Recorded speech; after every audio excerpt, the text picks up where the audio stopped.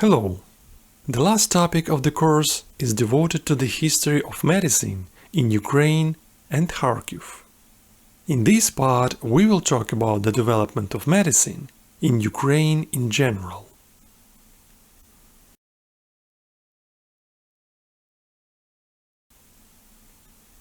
As you know, Ukraine is a Slavic country. Slavs appeared on this territory at about 6th century Common Era, migrating from the west and assimilating local tribes. For thousands of years, the northern part of Ukraine territory was inhabited by sedentary tribes, and southern part by nomadic tribes. The most famous of sedentary tribes were the Tripilia and Slavs, and the most famous of nomadic tribes were the Scythians, Sarmatians, Khazars, Kipchaks, and Tatars. In 9th century Common Era began the conquer of the eastern Slavic tribes by a Nordic group of warriors called Rus. They united all disseminated Slavic tribes under their rule and created the first Eastern Slavic state, Rus, with the capital in Kiev. That is why now we call it Kievan Rus, but people of that time called it just Rus. Along with Vikings, Slavic people raided Byzantine Empire many times, so they were acquainted with Roman culture and settled in many cities of Bulgaria, near the border of the Byzantium.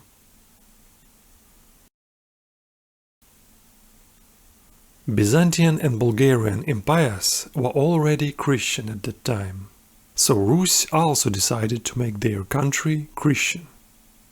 In the end of the 10th century, Vladimir the Great baptized Slavic people by force. After that, many Bulgarian monks and clergymen moved to Kiev and established their churches and monasteries. Along with religion, these missionaries brought to Rus Greek knowledge, among which was Greek medicine. Books of Hippocrates and Galen became available for educated Slavs, and Greek medicine began to be practiced in Christian monastic hospitals. The very first hospital in Rus was established in the Kievan-Pechersk monastery, the oldest monastery in Ukraine. As we already know from the example of the first civilizations, the main features of the governmental stage of development of history of medicine are the fixation of medical knowledge in writings and the subordination of medicine to the state by codification it in the law. In early Slavic literature, we have some text pieces considering health and medicine. For example, in the text of the 11th century Common Era, there is a phrase about an influence of emotional balance on health. It says, "Flatter your souls with joys, and comfort your heart, and cast sorrow away from you, and you will not grow old fast." In the same document we can find a reference to a medical profession. It says, "If someone is mourning badly in illness, sympathetically shed tears, and sigh to God about the illness in which he is, and if the doctor happens to be, give him a fee for his treatment." This phrase testifies to the existence of professional doctors in Rus who earned their living by their medical talent. The earliest written law codex of Rus also has a mention of doctor and the obligation of payment for his services. It says that if someone injured another person, he must pay a doctor for the recovery treatment. After many civil wars and Mongolian invasion in 13th century, the center of power in Rus shifted north to Moscow. The cultural difference between these two territories, the new and the old Rus, started to slowly take shape. That is how Russia and Ukraine emerged. For many centuries, Ukrainian territory was of great geopolitical interest for many countries, because it was on the border between two worlds, East and West, forest and steppe. For centuries, Ukrainian territories were divided between Russia in the east, many Western countries in the west, and nomadic tribes in the south. In the middle of these powers, a buffer zone was formed, a territory where nobody wanted to settle because of great danger. On this land in about 16th century emerged a new power, democratic, self-governing, semi-military communities of people who fled from other countries to get freedom. Many of them were nomads from southern part of Ukrainian steppes, so they called themselves with Turkic name Kazakhs, which means free people. The culture of Kazakhs was also nomadic in many ways, but they were of Christian faith and spoke Old Slavic language, which is very similar to modern Ukrainian. Later, the Kazakhs became the main military power of Ukraine and are largely associated with the history of this country. As real warriors, the Kazakhs needed to assist each other in battles, in cases of injuries, so they had some basic skills in medicine. They could make dressing, correct dislocation, and so on.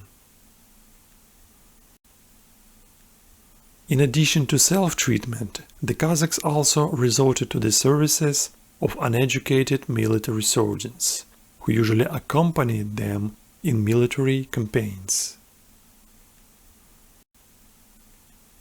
The Kazakhs were very religious, so they established close contacts with Christian Church. They sponsored monasteries and in response received treatment and care for the wounded and crippled warriors. The medical education on Ukrainian lands developed with different pace. The people of the western part of the Ukrainian territory had closer contacts with the progressive centers of Europe and had the opportunity to study in universities. So there were educated doctors in these Ukrainian lands, but their services were very expensive. There was no access to universities in eastern part of Ukraine yet. Thus, the majority of population of Ukraine was treated by folk healers or barber-surgeons. In the 18th century, several medical colleges for secondary staff were established in Ukraine, but the popularity of barbers and folk medicine in those days was so great that not many people wanted to waste their time on education. Therefore, the authorities forcibly sent students from theological collegiums to medical colleges. Of course, the boards of collegiums did not want to give away their best students, so usually they sent to medical colleges the worst of their students. The only exception was the Kharkiv Collegium. Head of this collegium, Bishop Christopher Sulima, had a great respect for sciences, and especially for medicine. He insisted that only the smartest students to be transferred to medical colleges. Therefore, many of these transferred students from Kharkiv became prominent doctors and the first professors of medicine in the Russian Empire. Higher medical education in Ukraine began to develop in the late 18th century. In 1784, the medical school of Josephine University was established in Lviv. The term of study in this school was 4 years, but this school lasted only 21 years, and then it was transformed into a medical college with a 2-year term of study. Instead, during the 19th century, several new universities with medical schools were established in the eastern part of Ukraine, which was part of the plan for development of higher education in Russian Empire. Kharkiv University was one of the first in Russian Empire and the very first to be founded in eastern Ukraine. The charter for this university was signed in 1804. That is why you see this year on our university's emblem. But it was officially opened in 1805.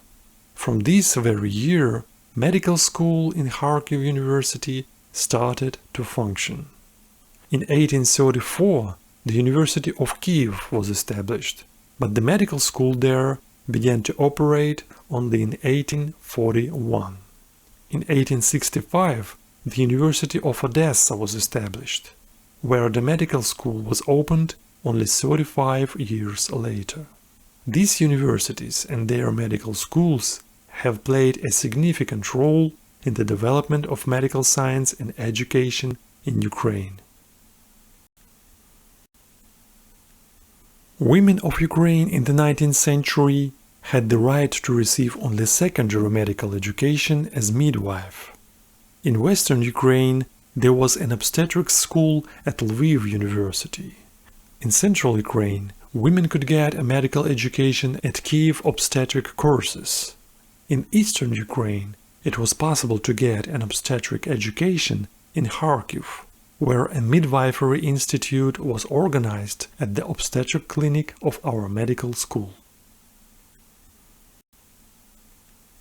Women were forbidden to receive higher medical education in Russian Empire, but Ukrainian women really wanted to gain academic knowledge, so in the middle of 19th century they began attending lectures at universities unofficially. Teachers at Kharkiv University have always been loyal to women in education, so they suggested allowing women to become full-fledged students and receive equal rights and diplomas with men. But the government refused to give women access to universities. In 1870, 165 girls from Kharkiv applied to the Ministry of Education of the Russian Empire for permission to study at the medical school. But the ministry replied that the empire has no need for women in higher education. Therefore, for Ukrainian women, the only way to get higher medical education was to go to study abroad, in those few countries where women were already allowed to study at universities. In the 1870s, to stop the outflow of girls abroad, specialized higher women's medical courses were established in the Russian Empire. But they gave dubious education, because instead of a doctor's diploma, ladies were receiving just a badge that said female doctor. In 1905, First Russian Revolution happened. Kharkiv women took this opportunity and one more time appealed to the ministry to allow them to enter the medical school of Kharkiv University. The ministry did not risk to restrict women's right in such difficult political times, and therefore allowed them to study at university. In the same year, the first 3 girls were admitted to the medical school in Kharkiv. The following year, almost 200 applications were submitted from girls.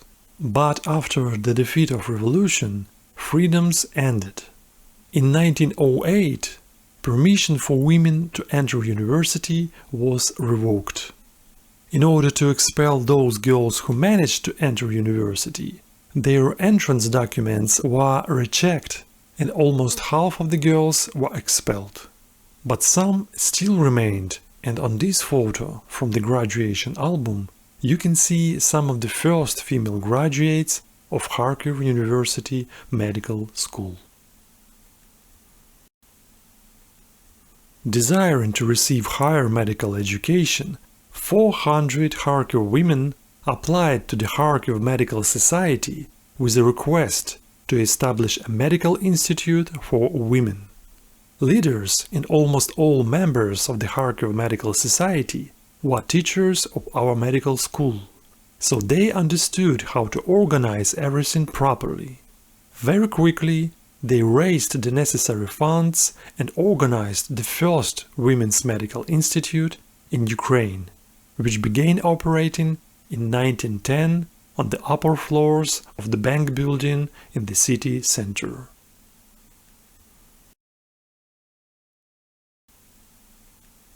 Five years later, in 1915, the similar Women's Medical Institute was established in Kiev.